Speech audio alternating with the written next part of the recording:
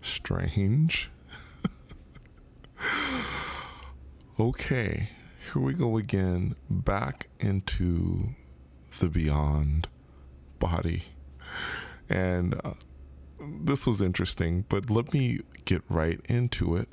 By the way, it is about 8:19 p.m. in the evening, and just to give you a little background, after going to work, I came home. I was feeling a little tired, and again, as always, in these days, feeling a little challenged, but I just wanted to rest for a little while. And by the way, this didn't come on in the way that some of my experiences do, or actually many of my experiences do, when I really don't see it coming. This, I kind of thought, okay, it would be interesting to do it, but so when I lay down and I do this, number one, again, I'll talk about what I had on in the background. I had storm sounds on again, which seems to be my favorite kind of background noise to have on. Either storm sounds, natural sounds, or no background at all, for those of you who are interested. So in this case, I had on storm sounds with thunder in the background and the sound of rain. And I was laying there, and I wasn't really feeling anything in the very beginning. I was just kind of just going, okay, well, maybe I'm just going to go to sleep, and that's perfectly fine, because I'm feeling kind of tired. But again, the intent was there. I was thinking, well, maybe I can have another beyond body experience. It would be very interesting. My beyond body experiences are always interesting, just like my astral projection experiences are, but I guess I was really focused on the beyond body this time. So right before slipping into sleep, of course, suddenly I was in that state of consciousness.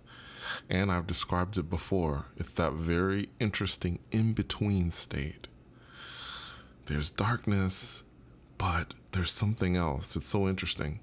When we sleep, and I'm kind of just trying to describe this even a little more to you so I can bring you into my world a little bit, so I can help you understand how it feels.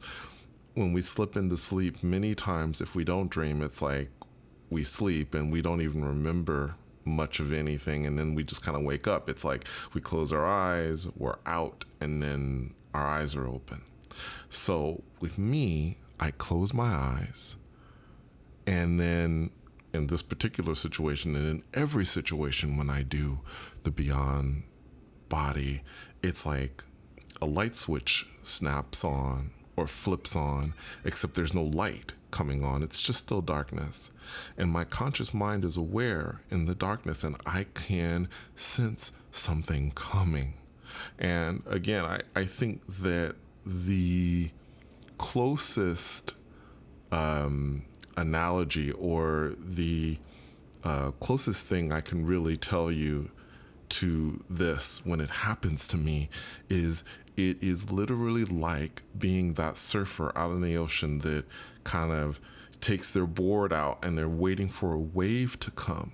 And then the wave is coming toward them and they can feel it. They can see it, obviously, as the wave is coming up. And then they get on their board, they stand on it, and then they let the wave come, and then they ride the wave.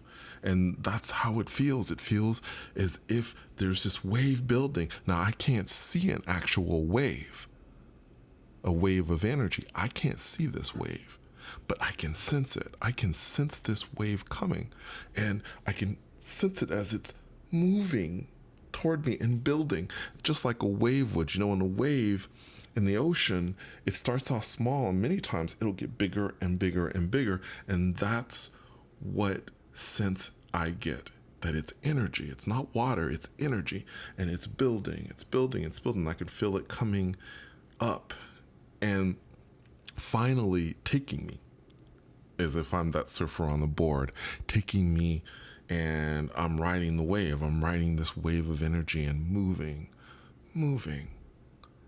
in the darkness, never knowing really where I'm going to end up.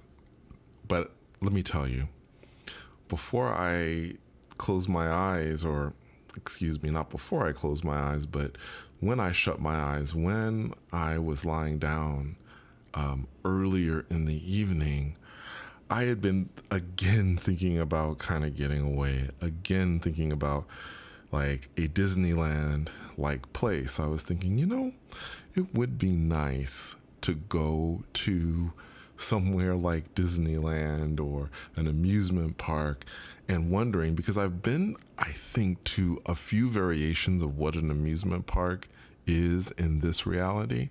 But I thought to myself, it'd be very interesting for me to go to another amusement park with perhaps other things that I haven't seen yet, something new, I thought that would be very interesting to do that. And so keep that in mind as the darkness begins to lift and my surroundings begin to reveal themselves. I was in this place, and I'm going to do my very best to describe what kind of place this was. I'm going to do my very best, because it was kind of a strange place. The first thing I want to tell you is I don't believe I was inside, although it kind of felt like that a little bit, but no, I think it felt more like I was outside someplace. Okay, so keep that in mind. But there were walls in this outside place. And the only way I can describe this to you, what I kind of wrote down were the walls were filled with children's stories, but they were in some kind of comic strip form. It was colors that were very deep and rich, and it was beautiful. All kinds of different things filled this wall.